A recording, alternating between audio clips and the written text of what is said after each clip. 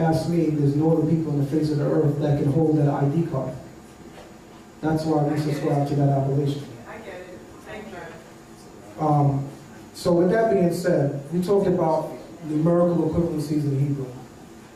In Deuteronomy chapter 28, verse 49, it says that a nation as swift as the eagle flies, whose language you will not understand, will come and take you.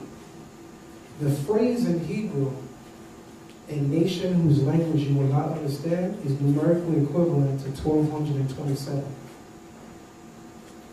You want to know what that's equivalent to in Hebrew? Sekar, Ha'avadim, Ha'trans, Atlantit. The Transatlantic Slave. Oh, wow. Is that in the book? Tell me that's in the book, too, man. A phrase in Hebrew, a people, and I'm putting in quotations from this point, whose language you will not understand, whose language you will not understand, is numerically equivalent to 1227. Wait till you see that presentation tomorrow that I throw up that shows it, because it's one thing to say it, but I'm actually showing it. It's numerically equivalent to 1227. That is ironically numerical equivalence to Sekar, Ha'avadim, Ha'trans, Atlantit, the Transatlantic Slave Trade. Wow. You can call it coincidence if you want. But we got institutions for people who are on that level of frequency to call that kind of a thing a coincidence. And I say that as frank as possible and as nice.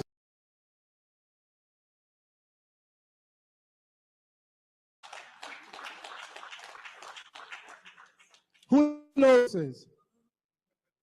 One is the flag of what? Kemet. The other one is the carbon copy. But they say that when Israelites say that ancient Egypt is copied by America, that we bugging. Are we bugging? What's that in the middle supposed to represent? The sun. What is this right here? Eagle, right? It's the same damn thing. But it's going to get interesting.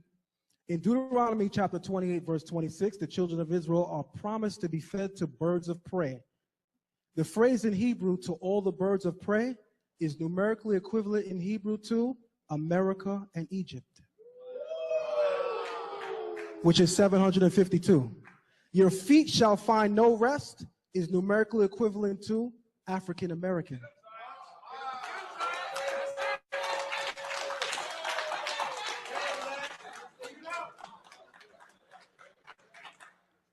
Game.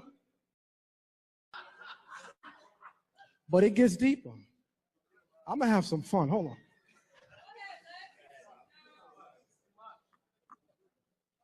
What's the first slave ship? Why did the Creator say that we will be placed on ships in Deuteronomy chapter 28, verse 68? Because we didn't keep what? All the laws of the Torah. My Israelites, how many laws in the Torah? So the word for the good ship Jesus in Hebrew is Sefina Tova Yeshua, and it's numerically equivalent to 613. Is that a coincidence? Hell no. Let's move on. So here we go. In the book of Deuteronomy chapter 28, verse 49, it says this. The Creator will cause what? A nation who is eagle flies to come and do what? Y'all familiar with Deuteronomy 28, 49? I don't really got to quote it, right? I want you to understand this. The verse where it says, a nation whose language you will not understand is numerically equivalent in Hebrew to 1227. In Hebrew, that is numerically equivalent to Sakar, Avadim, Ha'trans, Atlantit, the Transatlantic Slave Trade.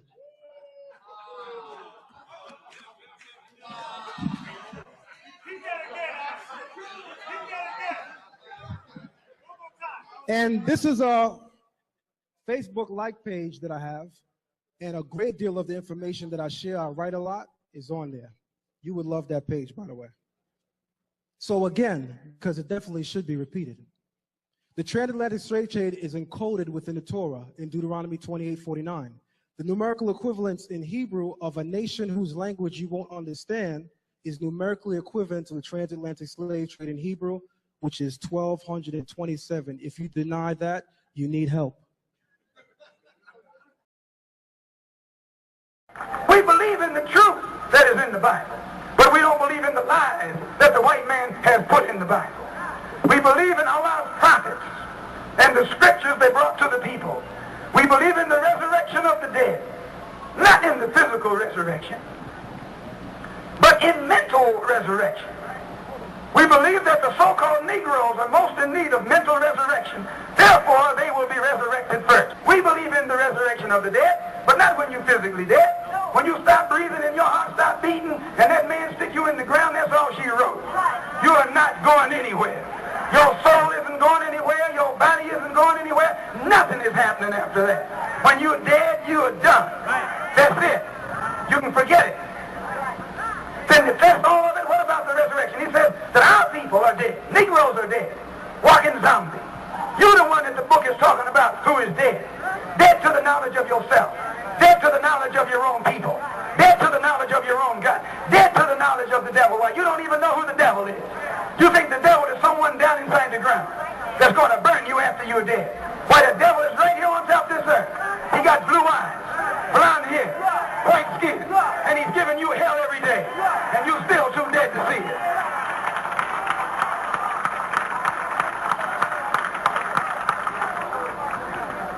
We believe in the resurrection of the dead.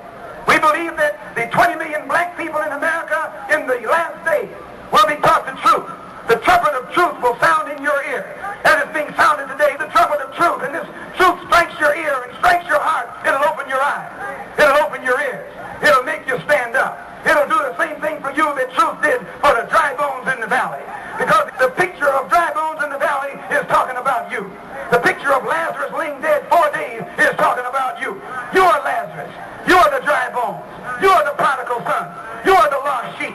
You are the people about whom the Bible is speaking who will stand up in the last day when the trumpet is sounded. Black people are waking up. Black people are standing up. Black people are rising up and they're throwing fright into that knee-shaking white man. We believe we are the people of God's choice. That's what we believe. We believe we're the chosen people. We don't believe Jews are the chosen people.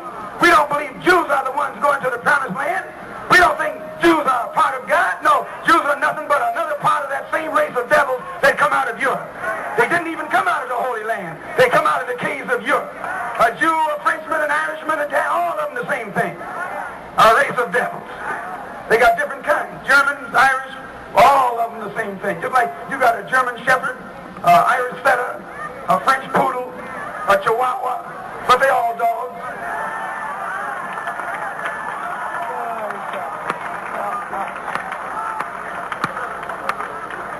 Furthermore, we believe we are the people of God's choice. As it is written that God would choose the rejected and despised, and we can find no other person fitting this description in these last days more than the so-called Negroes in America. We believe in the resurrection of the righteous. We believe in the judgment.